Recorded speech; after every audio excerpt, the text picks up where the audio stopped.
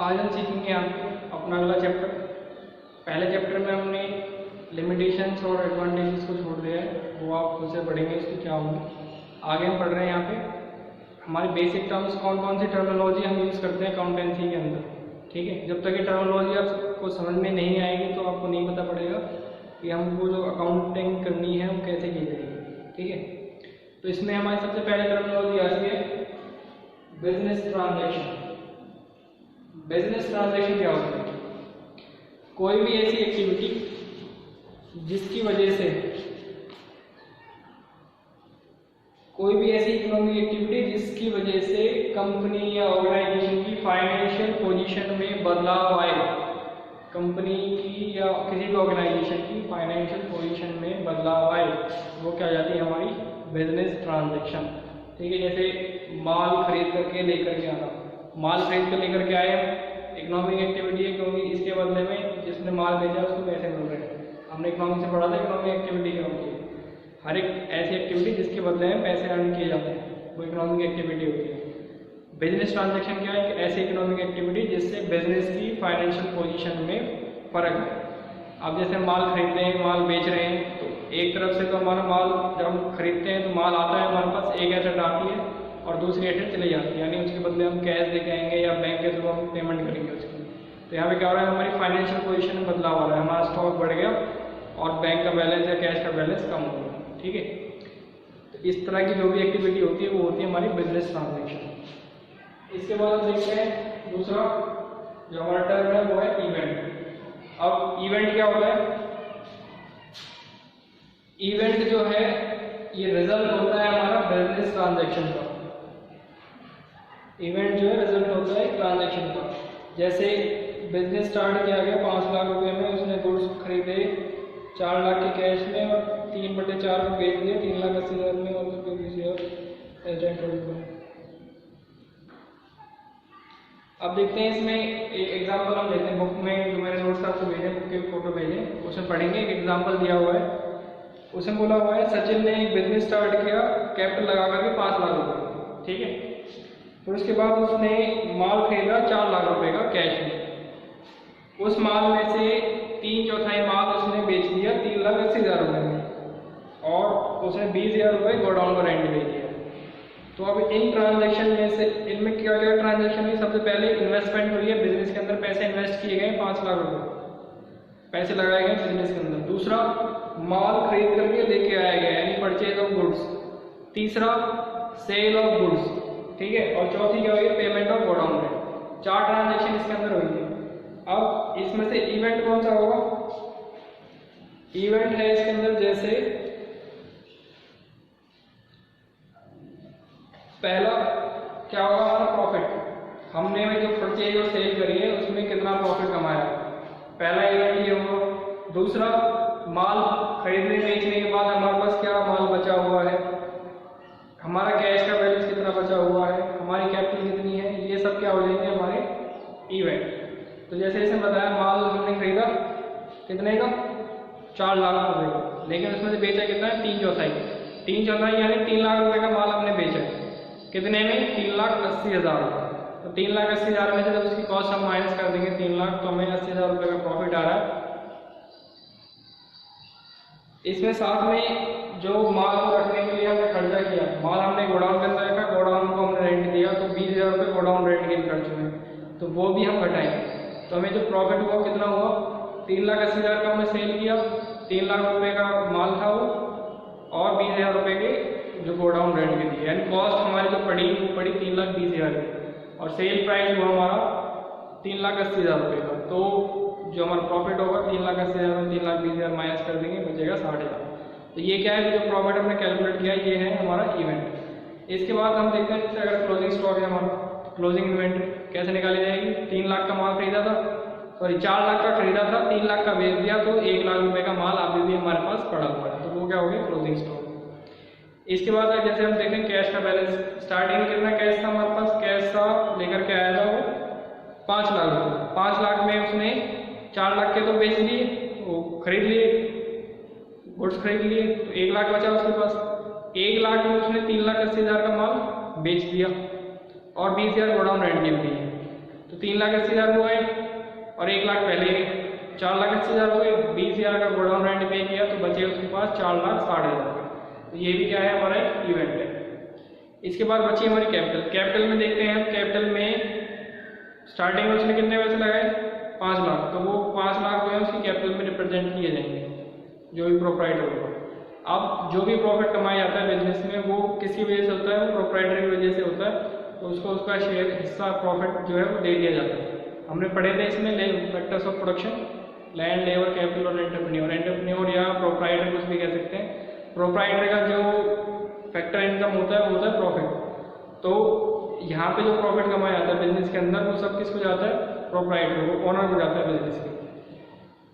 5 लाख रुपये उसने बिजनेस में पहले लगा रखे थे और 60,000 रुपये का उसने प्रॉफिट कमाया, तो उसकी जो कैपिटल हो गई टोटल कितनी हो जाएगी, 5,60,000 रुपये। ठीक है, 5 लाख जो उसका जो कैपिटल स्टार्टिंग में लगाया था 60,000 रुपये का उसका प्रॉफिट, तो 5,60,000 रुपये इसकी कैपिटल के होंगे। तो ये तो होते हैं हमारे इवेंट। किसकी वजह से हुए, जो ट्रांजेक्शन होती है हमारी स्टार्टिंग में 4 ट्रांजेक्शन हुई है, उन 4 ट्रांजेक्शन की वजह से क्या क्या हमें निकालना पड़ा, वो सारी चीज़ क्या होती है, हमारी इवेंट्स होती है। इसके बाद नेक्स्ट जो टॉपिक है हमारा वो है इसके अंदर अकाउंट। ठीक है, अकाउंट क्या होता है, हमारा सिमिलर नेचर की जो ट्रांजेक्शन होती है उनको एक ही जगह पर रिकॉर्ड किया जाता है। जैसे कैश अकाउंट है, कैश अकाउंट में कौन सी ट्रांजेक्शन रिकॉर्ड की जाएंगी, जो भी हमने कैश पेमेंट करी है और जो हमने कैश रिसीव करी है, यानी जब भी हमने कैश पे किया वो रिकॉर्ड किया जाएगा, किसी को पे किया है किसी भी फॉर्मेट में या किसी भी चीज़ के लिए पे किया वो हमारे कैश अकाउंट में रिकॉर्ड की जाएगी ट्रांजेक्शन। और जब भी हमें कहीं से कैश मिला है, किसी भी वजह से मिला है, वो हम रिकॉर्ड करेंगे कैश अकाउंट के अंदर, यानी कैश अकाउंट में सारी कैश की ट्रांजेक्शन को रिकॉर्ड किया जाता है। इसी तरह से बैंक अकाउंट के अंदर सारी जो बैंक से ट्रांजेक्शन हुई है पेमेंट की या रिसिप्ट की, उनको एंट्री की जाता है। परचेज अकाउंट में सारी ट्रांजेक्शन वो आती है जब हम गुड्स परचेज करके लेकर के आते हैं, कैश में या क्रेडिट में। ठीक है, तो यानी सिमिलर नेचर की ट्रांजेक्शन को जिस एक जगह पे हम अकाउंटिंग करते हैं क्या बोला जाता है, अकाउंट। तो इसके जो डेफिनेशन है, account is an ledger record in a summarized form of all the transaction that have taken place with a particular person और थिंग्स स्पेसिफाइड। यानी अकाउंट क्या है, लेजर है, एक summarized ledger record in the summarized form जिसमें सारी transaction record की जाती है, that have taken place with a person और थिंग्स स्पेसिफाइड, जिस भी थिंग्स में, यानी जैसे कैश हो गया, परचेज हो गया, या किसी बंदे से जो सप्लायर है उससे हम खरीद करके लेकर के आ रहे हैं, जो जिसको हम बेच रहे हैं माल, जो हमारा डेटर है उसका अकाउंट मेंटेन करना, तो ये सब चीज़ें क्या होती हैं हमारी अकाउंट की।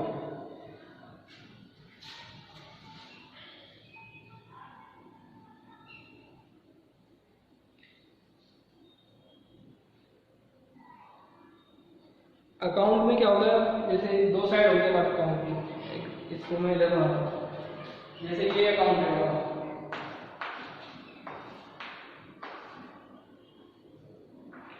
ये अकाउंट का फॉर्मेट होता है, तो एक साइड ये होगी इसकी, ये वाली, एक साइड ये वाली होगी। तो जो लेफ्ट साइड है उसको हम बोलते हैं डेबिट साइड,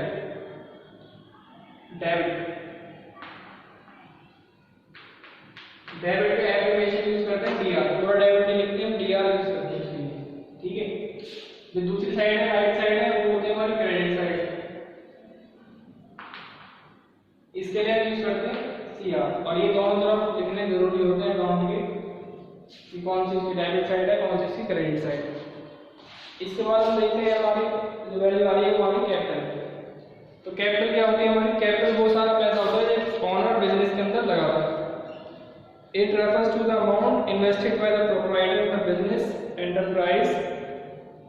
अब जो अमाउंट है वो कैश में भी हो सकता है, गुड्स में भी हो सकता है, यानी कैश और काइंड किसी भी तरह से जो भी पैसा वो इन्वेस्ट कर रहा है बिजनेस के अंदर, वो सारी उसकी कैपिटल का पार्ट होगा ओनर।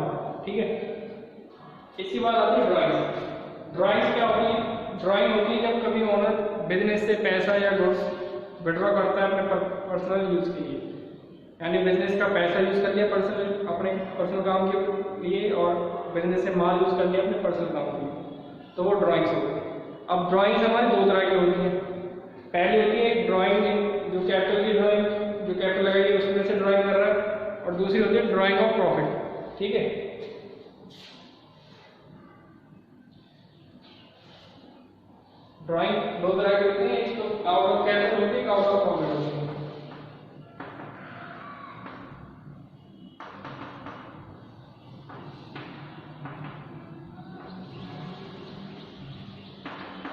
ठीक है। आउट ऑफ कैपिटल में जब वो ड्राइंग करेगा तो उस केस में उसकी कैपिटल कम हो जाएगी, उससे कोई पैसा बिजनेस चार्ज नहीं करती ड्राइंग करने के लिए। लेकिन जब वो आउट ऑफ प्रॉफिट ड्राइंग करता है तो उसके लिए उसको इंटरेस्ट देना पड़ता है बिजनेस को जितना भी बनता है, ठीक है। आउट ऑफ अपने कैपिटल में से ड्राइंग कर रहेगा यानी अपनी कैपिटल कम कर रहा है तो कोई प्रॉब्लम नहीं है, उसको कोई पैसा अलग से देना नहीं पड़ेगा in the form of interest.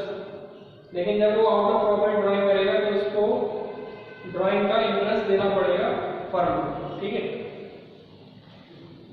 इसके बाद जो नेक्स्ट हमारा टॉपिक है वो आता है लायबिलिटी। अब लायबिलिटी का क्या होता है? लायबिलिटी एक ऐसा अमाउंट है जो हमें देना पड़ेगा, यानी जो ऑनर्स होते हैं जो अमाउंट को देने के लिए जो लायबल है वो हमारी लायबिलिटी का पार्ट होता है। It refers to amount which firm owes to outsider, excepting the amount owed to proprietor। यानी जो कैपिटल का अमाउंट है उसको छोड़ करके बाकी जो भी अमाउंट फर्म को किसी भी आउटसाइडर को देना है वो उसकी लायबिलिटी का पार्ट है, ठीक है। अब लायबिलिटी भी हमारी दो तरह की होती है, एक इंटरनल होती है, एक एक्सटर्नल होती है। इंटरनल लायबिलिटी क्या होगी? जो कंपनी के विद इन जो अंदर काम कर रहे हैं उन लोगों के प्रति जो लायबिलिटी होगी, जैसे जो वर्कर काम कर रहे हैं उनकी वेजेस देना, उनकी सैलरी देना, ये क्या हो गया? इंटरनल लायबिलिटी का पार्ट। दूसरा क्या है इसमें? एक्सटर्नल। एक्सटर्नल में दो तरह की लायबिलिटी होती है हमारी, करंट और नॉन करंट। करंट लायबिलिटी कौन सी होती है? ऐसी लायबिलिटी जो हमें विद इन 12 मंथ्स पे आउट करनी पड़ती है, जिनकी पेमेंट हमें 12 महीने के अंदर अंदर करनी है, वो होती है हमारी करंट लायबिलिटीज। और ऐसी लायबिलिटीज जिनकी पेमेंट 12 महीने के बाद हमें करनी पड़ेगी आगे फ्यूचर में, वो सारी होती है हमारी non current liabilities. Current liability का पार्ट है हमारा क्रेडिटर्स, यानी जिससे हम उधार माल खरीद करके लेकर के आ रहे हैं, ठीक है। Outstanding expenses. आउटस्टैंडिंग एक्सपेंसेस मतलब जैसे टेलीफोन का बिल है, हमने कुछ पे करते कुछ बकाया रह गया, इलेक्ट्रिसिटी चार्जेस है कुछ पे करते कुछ बकाया रह गया, तो जो बकाया रह रहा है वो वाला पार्ट होता है हमारा आउटस्टैंडिंग। आउटस्टैंडिंग जितने एक्सपेंसेस हैं वो सारे हमारे करंट लायबिलिटी के पार्ट होते हैं। फिर non current liability. Non current liability में कौन से आते हैं हमारे? ज्यादातर लॉन्ग टर्म लोन्स आते हैं, लॉन्ग टर्म लोन्स, ठीक है।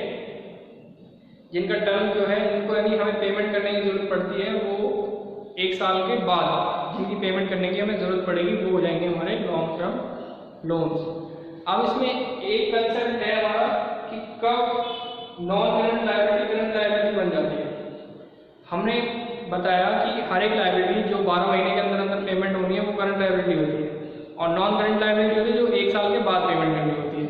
तो वो जब उसका ड्यूरेशन खत्म होने को आता है, मतलब जब वो पेमेंट उसकी ड्यू बन जाएगी लॉन्ग टर्म लायबिलिटी की विद इन द ईयर, जैसे हमने 2 साल का लोन लिया है तो 2 साल के बाद हमें उसकी पेमेंट करनी पड़ेगी।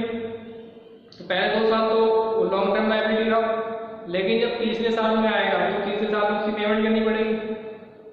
अब तीसरे साल के अंदर अंदर उसे पेमेंट करना है, तीसरे साल की जो 12 महीने होते हैं उसके अंदर उसकी पेमेंट होगी, तो उस केस में जो वो लॉन्ग टर्म लोन है वो बन जाएगा हमारा शॉर्ट टर्म लायबिलिटी यानी कि करंट लायबिलिटी, ठीक है।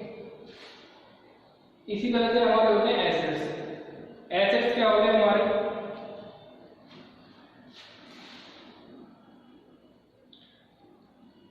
Anything which is in the possession or the property of a business enterprise including the amount due from others is called an asset। यानी हर एक ऐसी चीज जो बिजनेस पॉजेस करता है, जो उसकी प्रॉपर्टी है, और जो भी पैसा उसने बाहर किसी को उधार दे रखा है, उन सबको मिला करके वो सारी क्या होती है? उनकी एसेट्स होती है। अब इसमें एग्जांपल लेंगे, जैसे अगर हम एग्जांपल में जैसे मशीन हो गई, कंपनी की बिल्डिंग हो गई, कोई लैंड खाली पड़ी कंपनी के नाम है तो वो उसकी एसेट हो गई, प्लांट हो गया कोई उसका, फर्नीचर हो गए, फिक्चर्स हो गए जो कंपनी के ऑफिस वगैरह में लगाए जाते हैं, इक्विपमेंट्स हो गए, ऑफिस इक्विपमेंट जितने भी होते हैं हमारे, कंप्यूटर, टाइपराइटर, प्रिंटर वगैरह, ठीक है। तो ये सब क्या है? हमारे एसेट होते हैं। और साथ में क्या है? जैसे स्टॉक हो गया, कैश हो गया, बैंक हो गया, डेटर्स हो गए हमारे, ये सभी हमारे एसेट्स के पार्ट होते हैं। अब इसमें आती है हमारे सबसे पहले नॉन करंट। जैसे हमने यहाँ बोला करंट क्या होती है? करंट एसेट होती है हमारी ऐसी एसेट जिनकी जो पेमेंट है हमें 12 महीने के अंदर अंदर मिलेगी, वो सारी क्या होती है? करंट एसेट होती है। जैसे स्टॉक 12 महीने के अंदर अंदर कैश में कन्वर्ट हो जाता है।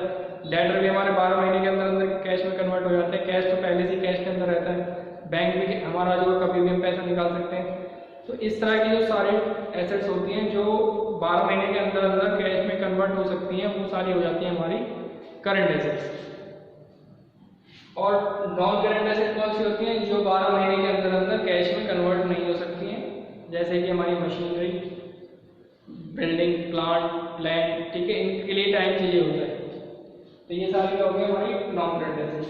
अब इनमें भी दो तरह की होती है हमारी, एक होती है टेंजिबल, एक होती है नॉन टेंजिबल। टेंजिबल का मतलब क्या होता है? जिसको हम देख सकते हैं, महसूस कर सकते हैं, छू सकते हैं, वो सब टेंजिबल है। और जिनको हम देख नहीं सकते, छू नहीं सकते, सिर्फ महसूस कर सकते हैं, वो जाती है हमारी इंटेंजिबल एसेट्स। टेंजिबल एसेट्स का पार्ट कौन कौन से होंगे? जैसे मशीन हो गई, हमारी लैंड हो गई, बिल्डिंग हो गई, ठीक है। तो ये सब क्या है हमारे tangible assets. Non tangible asset में क्या आता है? जैसे गुडविल, पेटेंट्स, ट्रेडमार्क्स, कॉपीराइट्स, तो ये सब होते हैं in the form of papers वगैरह होंगे। गुडविल भी होती है हमारी, लेकिन उसको हम देख नहीं सकते। नेम एंड फेम को कोई देख नहीं सकता, बस वो होता है, सबको पता है कि हमारा नेम एंड फेम है, महसूस कर सकते हैं सभी उस चीज़ को। तो ऐसी सारी चीज़ें क्या होती है हमारी नॉन टेंजिबल। फिर इसमें एक एसेट और रहेगी फिक्टिशियस और नॉमिनल एसेट्स। अब ये क्या होती है? कई बार क्या होता है, जो हमारे एक्सपेंसेस है वो हम एडवांस में पेमेंट कर देते हैं। एक्सपेंसेस की पेमेंट जो है, जैसे टेलीफोन एक्सपेंस हमने प्रीपेड उसको पहले पे कर दिया, एडवांस में पे कर दिया। इंश्योरेंस प्रीमियम में एडवांस में पे कर दिया। तो जो एडवांस में पे किया है हमने एक्सपेंस, वो हो जाता है हमारा सारा एसेट। इस तरह के एसेट को बोलते हैं नॉमिनल या फिर फिक्टिशियस एसेट्स। इसके बाद आती है हमारी रेसिप्ट्स और एक्सपेंडिचर। रेसिप्ट्स और एक्सपेंडिचर दो, ये रेसिप्ट्स तो होते हैं हमारे दो तरह के, एक्सपेंडिचर होते हैं हमारे तीन तरह के। जैसे अब कैपिटल रेसिप्ट और रेवेन्यू रेसिप्ट। कैपिटल रेसिप्ट क्या होती है? ऐसी रेसिप्ट जो नॉन रिकरिंग नेचर की होती है, यानी बार बार नहीं होने वाली जो रेसिप्ट होती है हमें, वो सारी होती है कैपिटल नेचर की। जैसे डिविडेंड मिलना, डिविडेंड हमें हर महीने नहीं मिलता है, हर दिन नहीं मिलता है, साल में एक या दो बार मिलता है, वो कैपिटल रेसिप्ट है। इसी तरह से इंटरेस्ट भी हमें हर महीने नहीं मिलता है, वो एक बार मिलता है। रिकरिंग नेचर की कौन सी होती है? जैसे हमने माल बेचा, माल बेचने के बाद हमें सेल हुई, सेल का पैसा मिलेगा, तो सेल ऑफ गुड्स, ठीक है। तो ये सारी चीज क्या होती है हमारी रेवेन्यू नेचर की, जो हमें रूटीन नेचर में चलती रहती है, डे टू डे उसमें होती रहती है रेसिप्ट, वो सभी होती है हमारी रेवेन्यू नेचर। फिर होता है एक्सपेंडिचर। एक्सपेंडिचर हमारे तीन तरह के होते हैं, कैपिटल, रेवेन्यू और डेफर्ड रेवेन्यू एक्सपेंडिचर।